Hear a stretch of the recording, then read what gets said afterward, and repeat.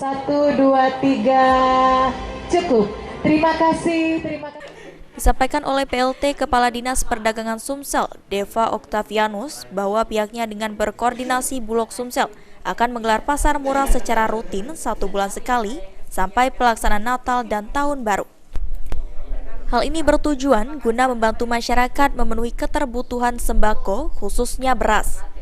Selain itu juga disampaikan oleh Deva, untuk menghindari penyimpangan dalam hal ketersediaan stok beras dan sembako lainnya, pihaknya berkoordinasi dengan Dinas Ketahanan Pangan Sumsel dan dinas lainnya, serta juga kepolisian yang tergabung dalam tim Satgas Pangan.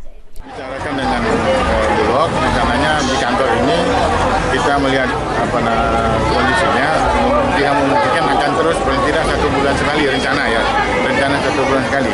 Kita akan usahakan bisa menjual beras murah 1 bulan sekali sampai Natal. Selain beras, menurut Deva Oktavianus, pihaknya juga menjual produk gula dengan harga murah yang didapatkan dari PT PN 7. Firman Hidayat, PAL TV.